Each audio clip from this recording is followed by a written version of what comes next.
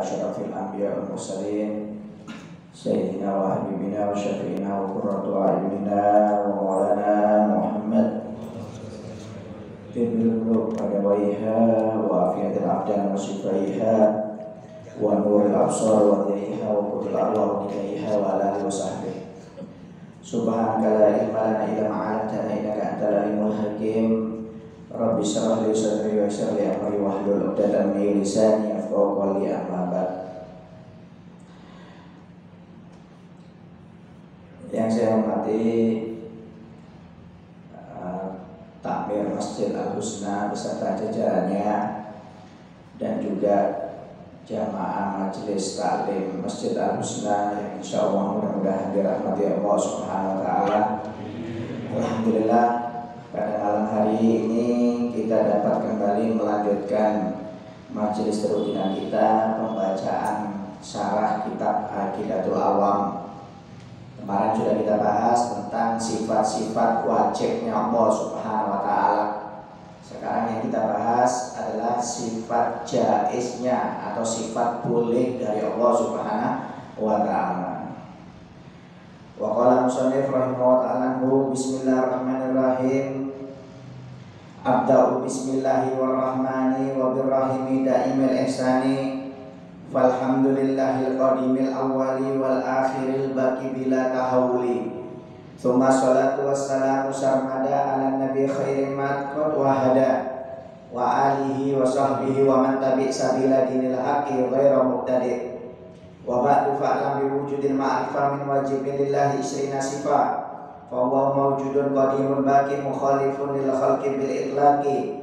Wa qa'imun ghani wa wahidun wahid qadirun muridun alimun bi kulli syai'. Sami'ul basirul mutakallimu lahu sifatun sab'atun tantadimu. Fa qudratun iradatun sam'un basar hayatul ilmu kalamun istamar. Wa jaizun bi fadlihi wa adlihi tarkul lil kulli mumkini kafi'lihi. Dan adapun sifat Allah Subhanahu wa taala yang selanjutnya yaitu Allah Subhanahu wa taala memiliki sifat jaiz. Kemarin sudah dibahas sifat-sifat wajibnya Allah Subhanahu wa taala. Kemudian yang kedua yang kita bahas adalah sifat jaiz. Apa maksudnya sifat jaiz itu? Yang dimaksudkan sifat jaiz yaitu jaizun fi haqqi ta'ala fi'lu kulli mumkinin aw tarkihi wa yajibu ala kulli mukallafin ay ya'taqida anna Allah ta'ala yajuzu lahu ay yakhluqa wa yakhtar min khalqihi ma yasha. Wa ma kana li ahadin li'annahu biyadil umur kulliha khairuha wa syarruha fa huwa yu'ti wa yamna wa yu'izzu wa yudhil wa yanfa' wa yadhur wa yaghfir wa yu'adzib wa yusibu wa yu'aqib wa hakadha. Yang dimaksudkan sifat jaiznya Allah Subhanahu wa taala yaitu Allah berhak untuk melakukan sesuatu atau menciptakan sesuatu atau meninggalkannya. Jadi Allah berhak untuk melakukan atau menciptakan sesuatu atau untuk meninggalkan, melakukan atau menciptakan sesuatu. Dan wajib bagi setiap manusia bahwasanya Allah Subhanahu wa taala itu memiliki hak untuk menciptakan segala sesuatu dan memilih menurut kehendaknya. Itu haknya Allah Ta'ala. Itu namanya sifat jaiz. Jadi kita harus punya keyakinan bahwa Allah itu mempunyai hak prioritas untuk menciptakan makhluk dan mengaturnya. Terserah itu Allah Subhanahu wa taala. Mau tidak diciptakan, mau diciptakan, itu haknya Allah Ta'ala. Mau diciptakan dikasih sehat, dikasih sakit, dikasih kaya, dikasih miskin, itu haknya Allah Ta'ala. Itu namanya sifat jaiz, yaitu sifat hak bagi Allah Ta'ala, boleh dikerjakan, boleh juga ditinggalkan. Itu terserah Allah Subhanahu wa taala. Ya.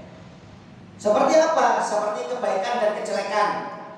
Ya, seperti kebaikan dan kejelekan. Kan ada orang kadang-kadang ditakdirkan Allah untuk taat, sholat 5 waktu di masjid, waktu adzan sholat maghrib langsung sholat. Ada yang ditakdirkan jelek, sudah dengar adzan nggak mau sholat, malah main domino, malah main catur.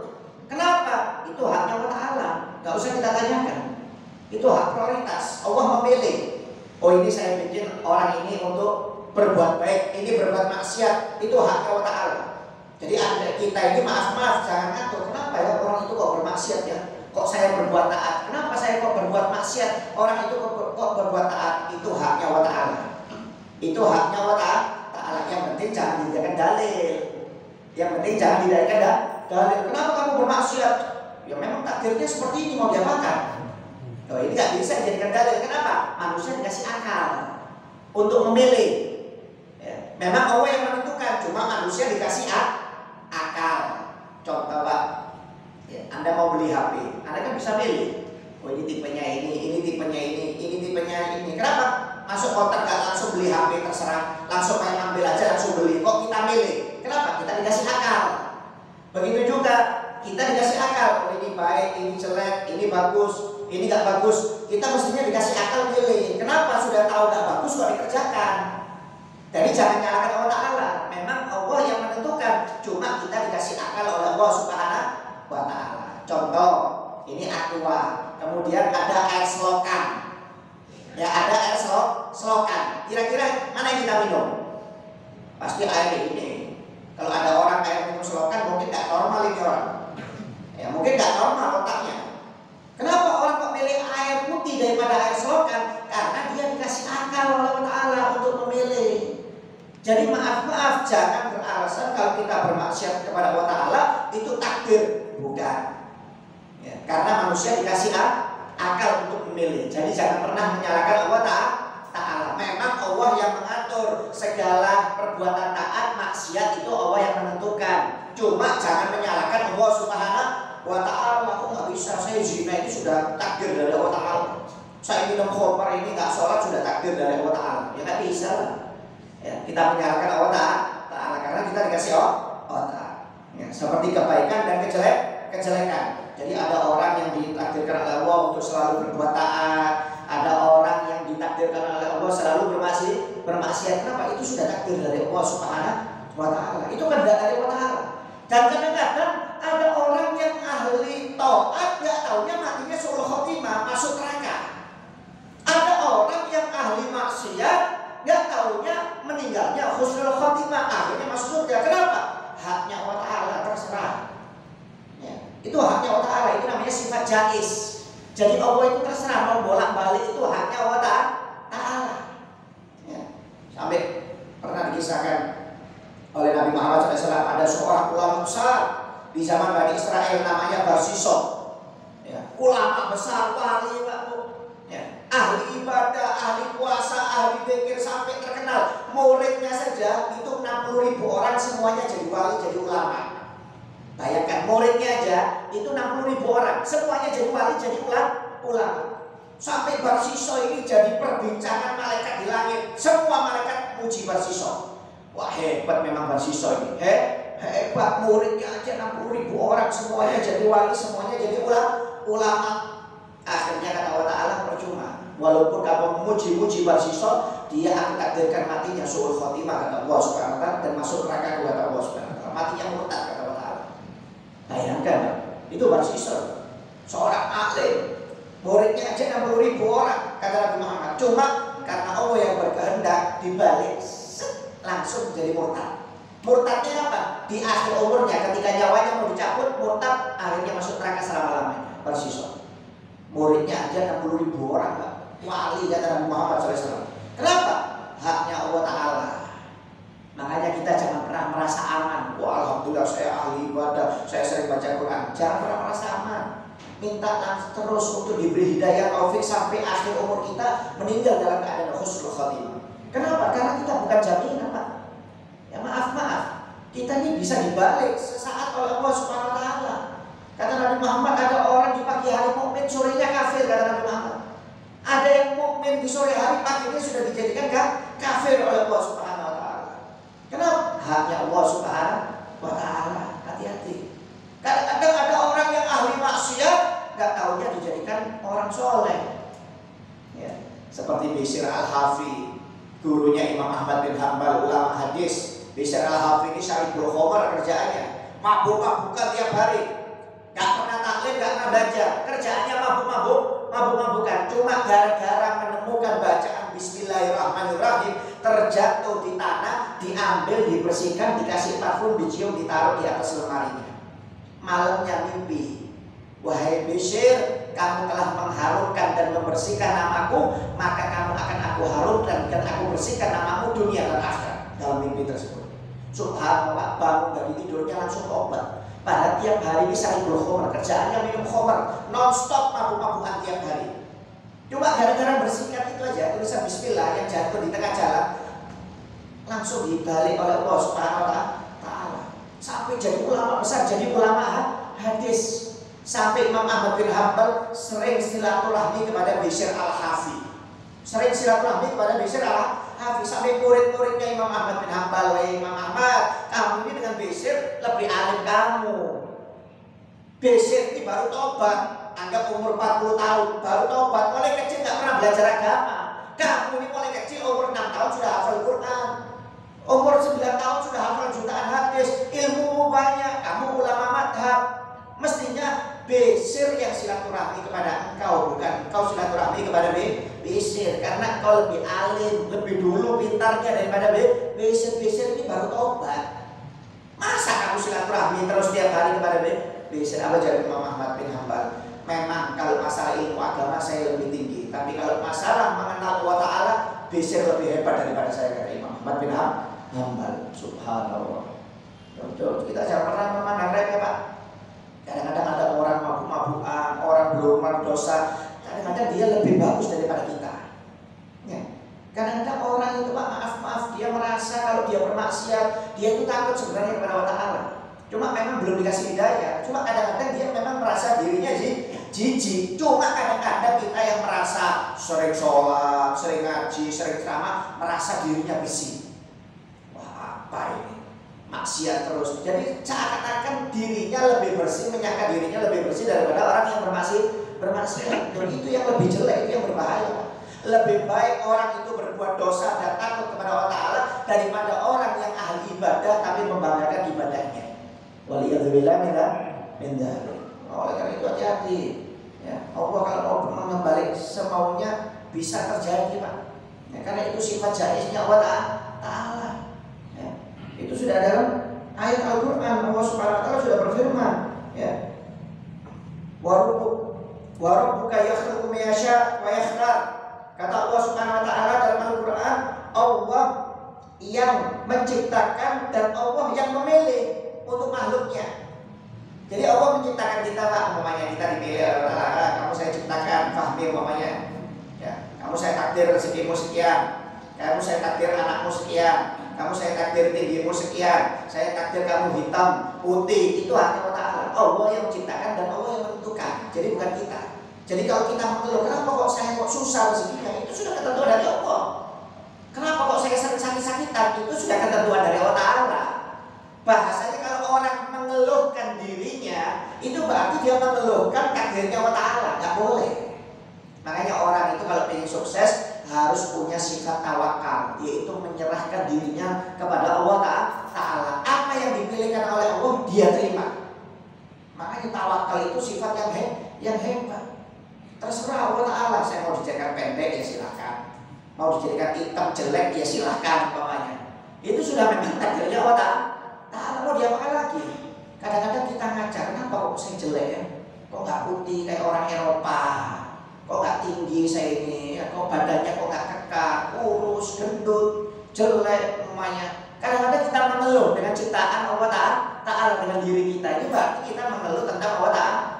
Sampai kata para ulama, barang siapa yang mengeluhkan tentang dirinya kepada makhluk, kepada temannya, kawannya, berarti pada hakikatnya dia mengeluhkan takdirnya Allah Ta'ala kepada orang lain. Itu gak boleh. Haram hukumnya. Ya, makanya kita harus tahu supaya kita belajar tauhid. Kenapa? Oh, ini sifat jaiz, ini kehendak dari Allah Ta'ala. Kita harus terima, nggak boleh nolak. Ya, karena manusia maaf beda-beda. Ada yang dikasih sehat, ada yang dikasih sakit.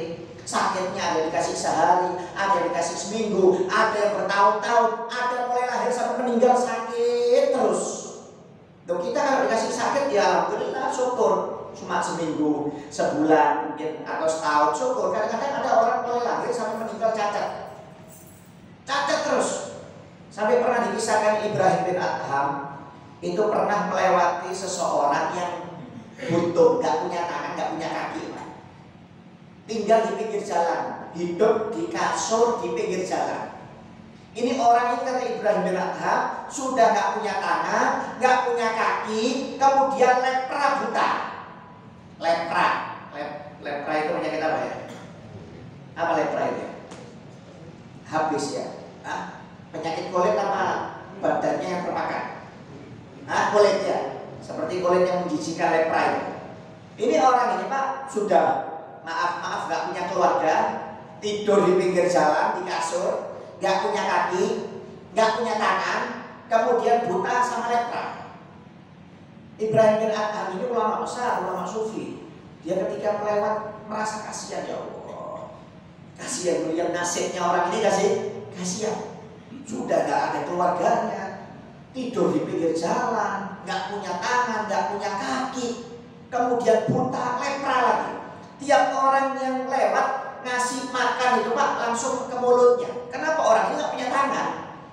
Jadi Ibrahim bin Adham ini lihat setiap orang ini ada lewat langsung kasihkan makanan ke dalam mulutnya. Setiap kasih makanan langsung masukkan ke dalam mulutnya. Jadi berpapasan dengan Ibrahim bin Adham. Subhanallah. Akhirnya Ibrahim bin Adham ini jalan.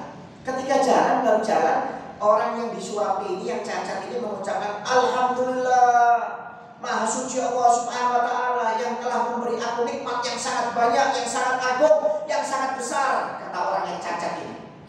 Gak jadi jalan Ibrahim bin Adham. Langsung didatangi ini orang. Langsung didatangi Ibrahim bin Adham. Mau tanya nikmat yang besar yang mana? Ini cacat, gak punya tangan, gak punya kaki, lepra, tinggal terlantar di pinggir jalan, buta, dikasih makan, kok memuji Allah dengan nikmat yang luar biasa. Subhanallah, Alhamdulillah, segala puji bagi Allah yang telah memberi nikmat yang besar kepada aku. Akhirnya dia langsung lewat kepada orang itu, didatangi. Assalamualaikum, mau tanya, tanya. Dijawab oleh orang tersebut. Waalaikumsalam ya Ibrahim bin Adham. Kaget Ibrahim bin Adham. Ini orang baru ketemu pertama kali Pak. Ibrahim bin Adham gak kenal dengan dia pun gak kenal karena dia buta. Tapi orang yang cacat ini langsung mengucapkan Waalaikumsalam ya Ibrahim bin Adham. Kaget Ibrahim bin Adham. Aina ta'rifuni? Dari mana kamu kenal aku? Wahai fulan, aku gak pernah kenal kamu gak pernah kenal aku, gak pernah sama-sama ketemu. Kok tahu kamu kok tahu kalau aku namanya Ibrahim bin Adham? Apa jawab orang tersebut? Ma jahiltu mundu araftullah. Aku gak pernah bodoh atau tidak pernah mengetahui segala sesuatu semenjak aku kenal dengan Allah Ta'ala. Semenjak aku dekat dengan Allah Ta'ala, semuanya aku kenal dan dibuka pintu pengetahuan oleh Allah Subhanahu wa Ta'ala. Subhanallah. Jadi semenjak orang ini dekat dengan Allah Ta'ala Pak, dia tahu siapa saja yang ngasih makan itu dia tahu walaupun buta. Bahkan Ibrahim bin Adham dia kenal. Itu namanya orang mukmin. Makanya kata Nabi Muhammad, ittaqu firasal mukmin fa innahu yanzuru binurillah. Hati-hati kalian dengan firasatnya orang mukmin, karena orang mukmin ini melihat dengan cahaya Allah Ta'ala. Jadi orang mukmin itu Pak bukan melihat dengan mata seperti kita. Kalau kita kan melihat orang kan dengan mata. Tapi orang mukmin itu melihat dengan hatinya. Jadi orang mukmin itu walaupun buta dia bisa tahu Pak. Oh ini fulan. Orang mukmin itu kita kerentak dalam hati kita, itu orang mukmin bisa baca apa yang di dalam pikiran dan hati kita itu bisa. Kenapa? Karena itu memang kehendak dari Allah Ta'ala. Kehendak dari Allah Ta'ala. Sampai pernah dikisahkan ada seorang ulama besar namanya Abdullah bin Ali Al-Haddad dipanggil Pak. Abdullah bin Ali Al-Haddad ini dipanggil ini buta. Buta. Ya, dipanggil. Ada yang mengatakan ini Sohibul Rotib. Abdullah bin Ali Muhammad Al-Haddad kisah ini buta. Ya. Beliau ini buta. Jadi beliau itu ulama besar. Walaupun buta, mulai kecil, mulai umur 5 tahun itu hafidul Quran. Hafidul Quran. Karangan kitabnya banyak puluhan. Buta tapi bisa ngarang kitab. Jadi ada ulama dari Mesir datang pada waktu itu. Datang silaturahmi kepada beliau. Nggak taunya ketika sampai sana dilihat deh, masa ini ulama buta seperti ini? Masa ulama buta seperti ini bisa ngarang kitab? Wah, nggak percaya saya. Nggak percaya kata ulama Mesir tersebut. Karena ulama Mesir ini dengar beliau ini orang hebat, ulama besar. Cuma si ulama dari Mesir ini nggak tahu kalau beliau ini buta. Jadi ketika sampai di rumah Sohibul Rotib nggak percaya. Wah, nggak mungkin, ini mungkin yang ngarang orang lain, cuma di atas namakan dia. Sohibul Rotib tahu, dari dalam hatinya tahu kalau ini orang nggak percaya dengan dirinya. Subhanallah, ketika dibagikan kopi, ya, dikasih kopi dari ulama Mesir ini ada lalatnya Pak, di dalamnya ada lalatnya. Si ulama Mesir ini yang bisa melihat ketika mau minum kopi nggak kelihatan lalatnya, tapi subhanallah ditegur oleh Sohibul Rotib, jangan kamu minum sambil ditunjuk, karena dia buta. Di dalam gelasmu kopimu itu ada lalat, ambil dulu, sambil tersenyum meremehkan ini ulama dari Mesir. Ah, buta mau tahu apa? Nggak tahunya betul Pak, ketika dilihat ada lalatnya.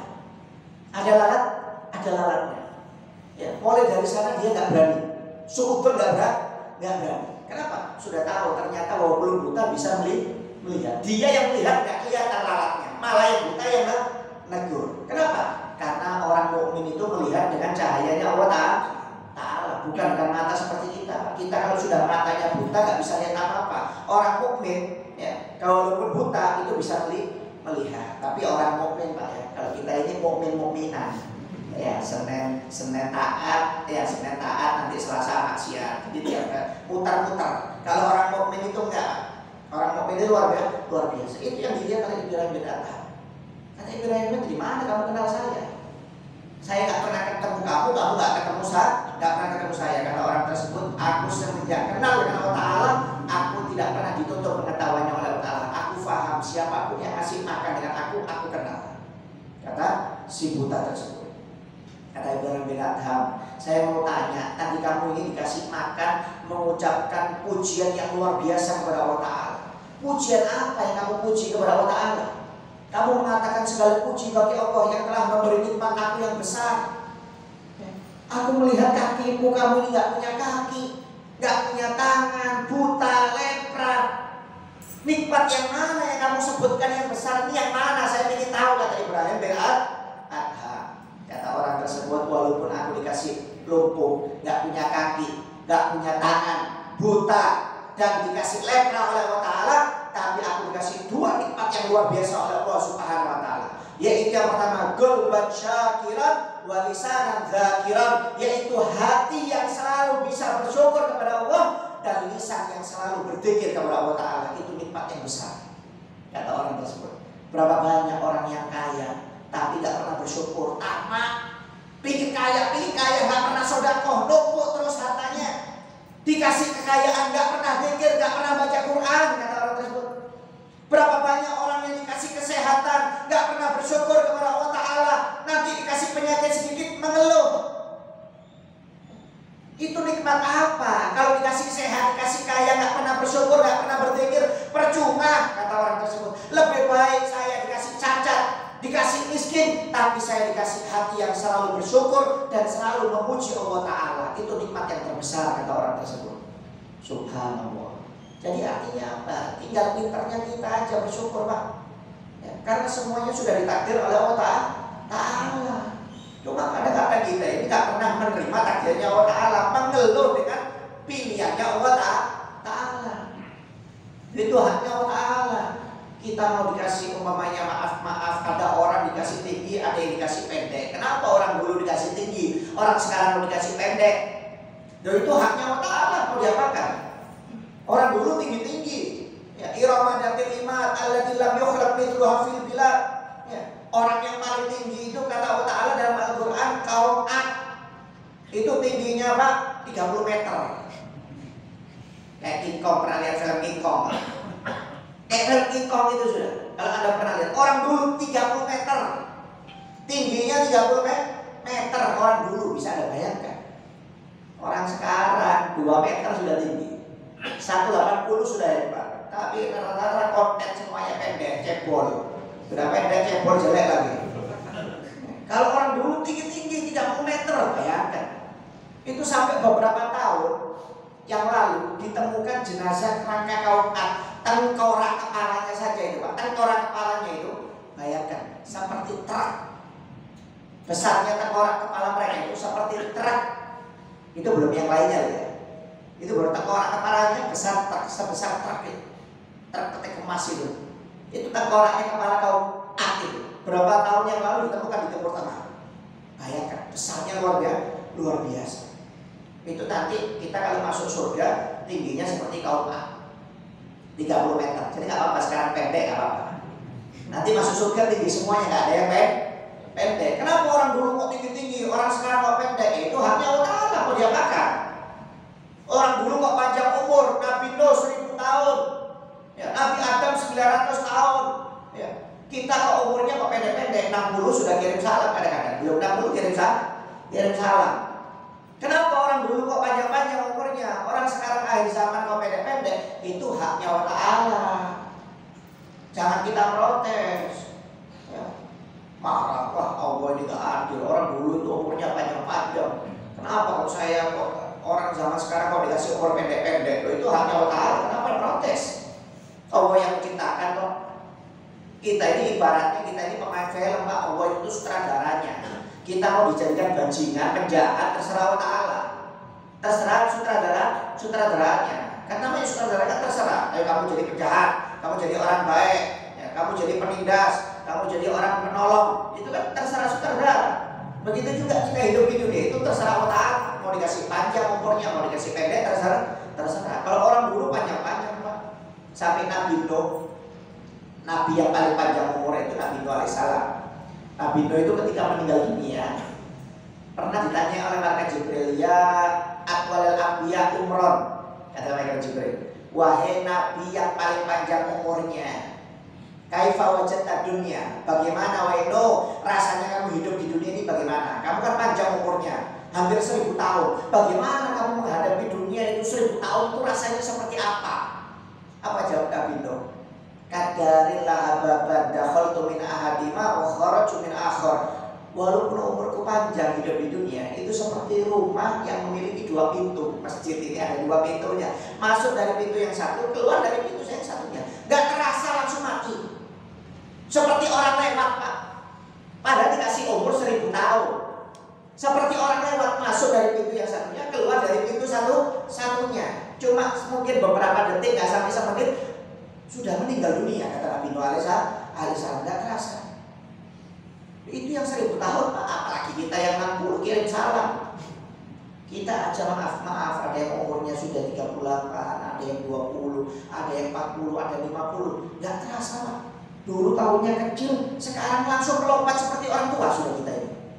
Dulu saya masih anak-anak, gak taunya sekarang sudah punya anak. Loh gak terasa, mulai kecil sampai sekarang itu kayak gak terasa, kayak cepet gitu loh. Kayak seakan-akan gak percaya hidup di dunia ini. Kenapa? Terlalu singkat. Loh itu yang pendek Pak. Bagaimana seperti Nabi Nuh alaihissalam.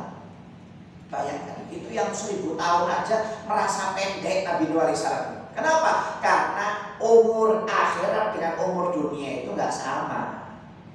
1 hari di akhirat itu sama 1000 tahun di dunia Pak. Jadi gak sama. Jadi kalau orang buang waktunya di dunia demi menuruti hawa nafsunya, dia bisa rugi nanti di akhirat.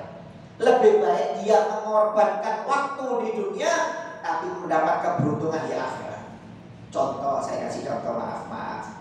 Orang sholat 1 kali waktu, 1 kali waktu aja. Sholat anggap 5 menit, sholat sendiri 5 menit. Ya. Kalau berjamaah paling lama anggap 10 menit. Anda sholat 5 menit lebih afdol, menyisihkan waktu 5 menit. Berarti kalau dalam sehari cuma 25 menit dibagi 5. Daripada kita meninggalkan sholat 1 kali 500 tahun di neraka. 1 kali sholat ditinggalkan 500 tahun. Kita meninggalkan 5 kali dalam 1 hari 2500 tahun. Lebih baik kita mengorbankan 25 menit di dunia daripada kita diadab 2500 tahun di neraka Allah Subhanahu wa taala. Itu baru sholat, belum yang lainnya. Maaf. Belum dosa yang lainnya, itu baru dosa meninggalkan sholat. Jangan dianggap remeh. Memang orang tertawa-tawa sekarang, nanti kalau sudah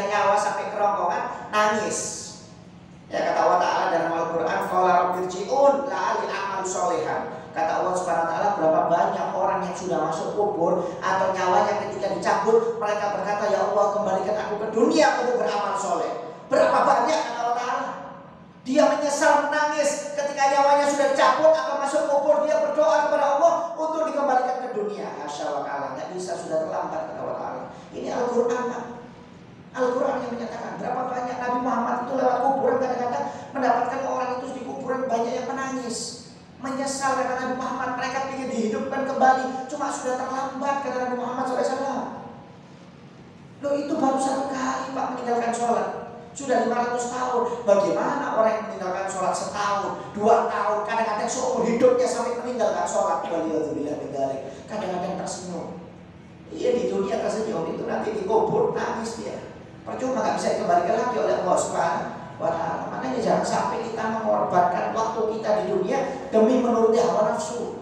Lebih baik kita korbankan waktu kita di dunia untuk taat, tapi kita bisa mendapatkan kenikmatan di akhiratnya Allah Subhanahu wa Ta'ala.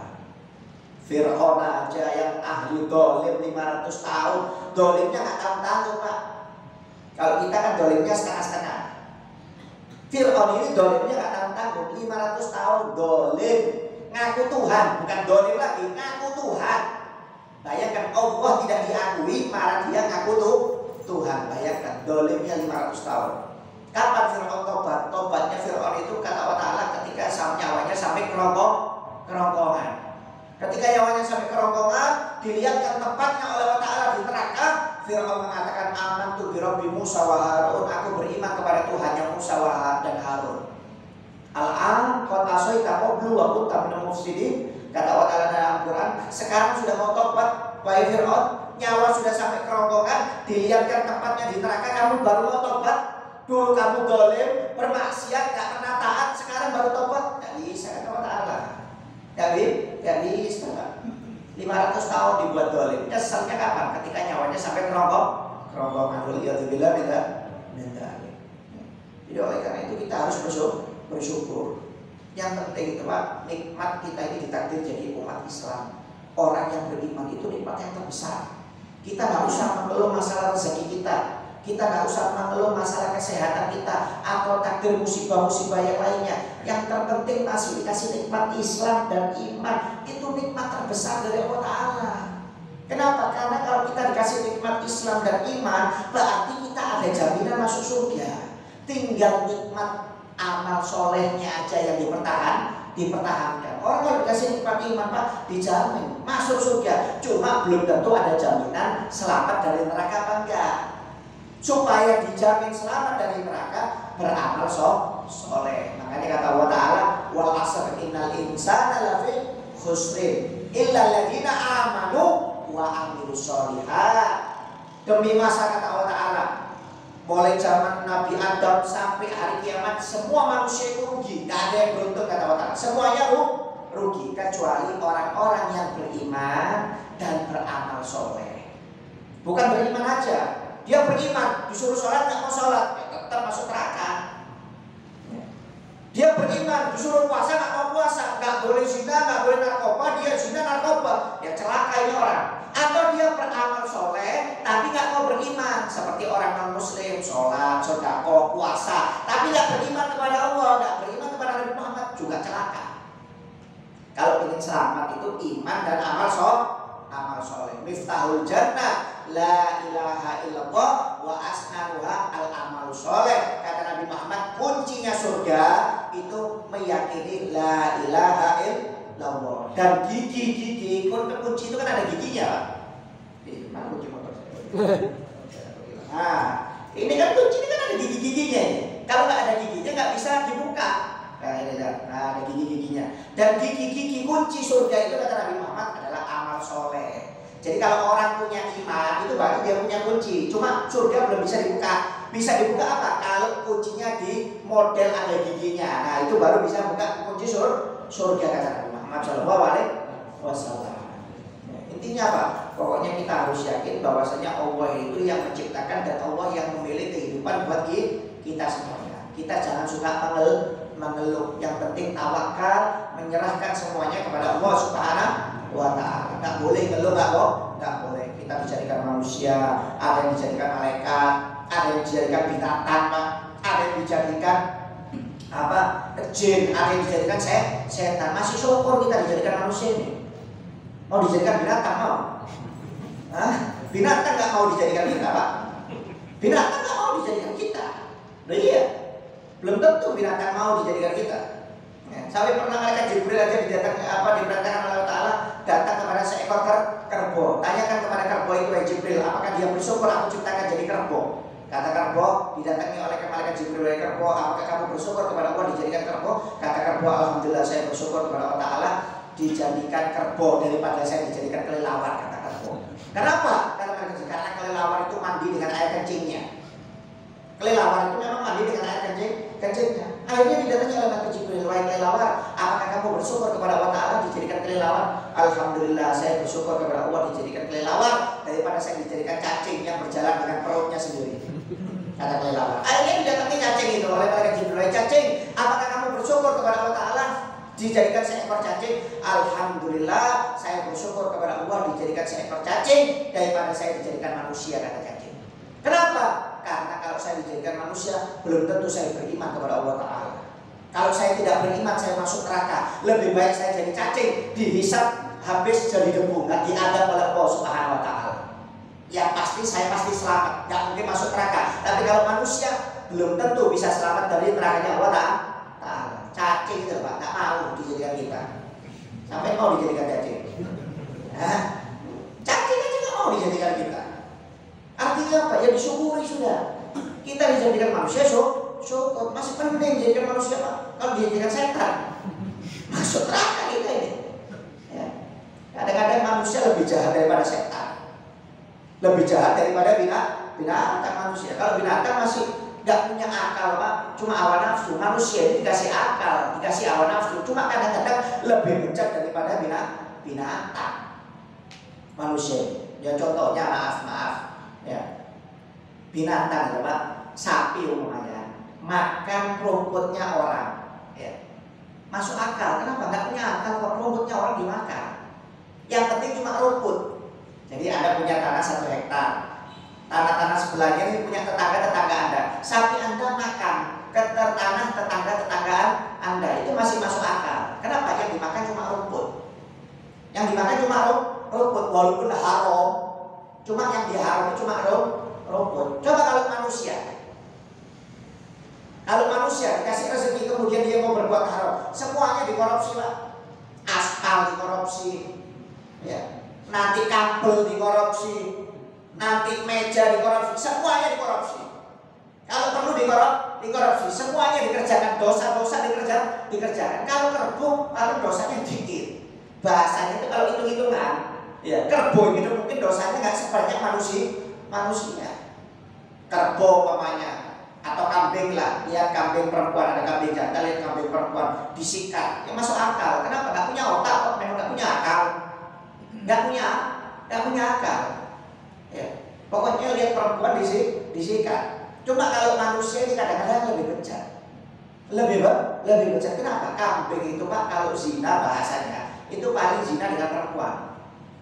Kalau manusia ini kalau bejat kadang-kadang homo. Kambing homo nggak ada? Adakah kambing homo? Kambing laki nyikat kaki? Nggak ada. Lo kambing aja pakai nggak punya akal. Itu kadang-kadang maaf bahasa itu nggak mau homo. Paling yang disikat perempuan aja. Ini manusia ini kadang-kadang lebih bejat daripada binatang. Terus sudah jelas sama-sama laki, nggak ada lubangnya disikat. La haula wala quwata illa billah. Kenapa? Ini menunjukkan manusia kadang-kadang lebih berbahaya daripada binatang. Makanya binatang kadang-kadang nggak mau dijadikan manusia.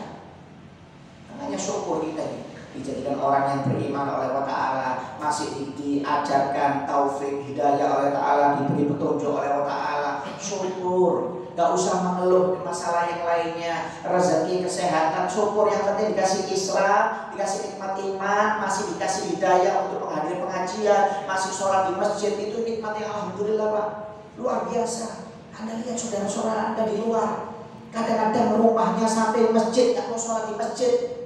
Kadang-kadang dekat masjid, kadang-kadang gak pernah sholat sama sekali. Ada yang sholatnya setahun sekali kalau lebaran. Yang wajib ditinggal, yang sunnah dikerjakan Pak. Tuh banyak seperti itu. Cuma maaf kita jangan membanggakan kita, ibadah kita jangan.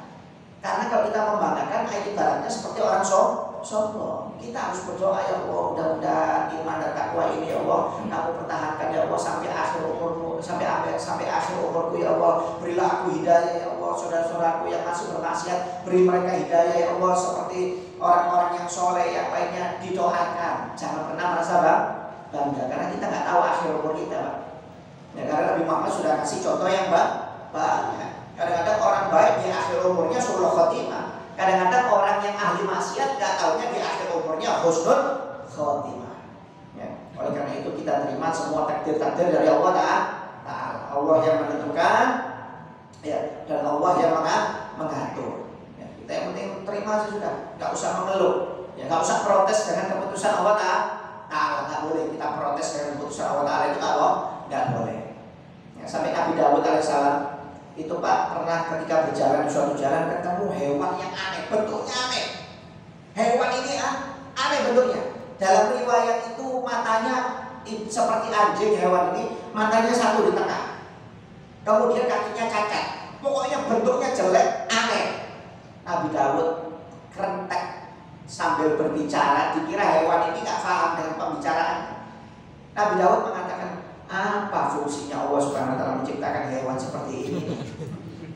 Ya maksudnya sudah cacat, jelek. Apa manfaatnya? Apa manfaatnya Allah Ta'ala menciptakan makhluk seperti ini? Apa? Subhanallah, makhluk itu diizinkan oleh Allah Ta'ala untuk berbicara. Langsung berbicara. Wahai Daud, kamu jangan protes dengan keputusan Allah Ta'ala. Kamu kira saya senang diciptakan seperti ini? Kamu kira saya senang? Ya saya menerima. Kenapa? Ini memang sudah keputusan Allah Subhanahu wa Ta'ala. Saya terima seperti ini, memang saya diciptakan seperti ini, memang keputusan ikhtiarnya dari Allah Subhanahu wa Ta'ala. Kamu jangan protes. Kalau saya bisa memilih lebih baik, saya akan memilih lebih baik. Cuma karena ini keputusan Allah Ta'ala, saya nggak bisa memilih. Saya cuma menerima keputusan dari Allah Ta'ala. Cuma kalau kamu bertanya apa fungsinya saya lebih bagus daripada kamu, kata hewan tersebut. Saya diciptakan oleh Allah Ta'ala untuk selalu berzikir kepada Allah Ta'ala. Kalau saya nggak berzikir sesaat saja, sedetik saja, nyawa saya langsung dicabut oleh Allah Subhanahu wa Ta'ala, kata binatang tersebut. Jadi saya nggak pernah lepas untuk berzikir kepada Allah Ta'ala. Adakah makhlukmu yang besar, umatmu yang zikirnya lebih banyak daripada aku, kata binatang tersebut. Jadi kamu nggak usah sok-sokan, maksudnya kata binatang ini. Walaupun saya bentuknya jelek, ya aneh, tapi saya kerjaannya selalu berzikir kepada Allah tanpa pernah putus. Putus sedikit langsung dicabut nyawanya oleh Allah Ta'ala. Jadi binatang ini kerjaannya zikir terus, gak pernah stop kepada Allah Ta'ala. Adakah umatmu yang besar-besar itu, yang gagah-gagah, yang tampan, zikirnya lebih banyak daripada aku, kata binatang tersebut. Akhirnya diam Nabi Dawud alaihissalam, gak berani jawab. Kadang-kadang kita tuh merasa hebat, ya, merasa hebat. Ya umpamanya melihat orang yang bermaksiat kepada Allah Ta'ala, kadang-kadang kita merasa lebih bersih. Waliyadzubillah, minta belum tentu. Kadang-kadang mereka lebih afdal daripada kita. Ya, sudah masuk isya ya? Ya. Bahwa alam bisawab. Ya, mudah-mudahan kita dapat hidayah dari Allah Subhanahu wa Ta'ala, inayah taufik, menjadi orang yang selalu bersyukur, sabar kepada Allah Ta'ala, dan tawakal menerima apa keputusan Allah Subhanahu wa Ta'ala, dan dijadikan orang-orang yang selamat hidupnya, bahagia dunia dan akhirat. Amin ya rabbal alamin. Wabillahi taufiq wal hidayah. Wassalamualaikum warahmatullahi wabarakatuh.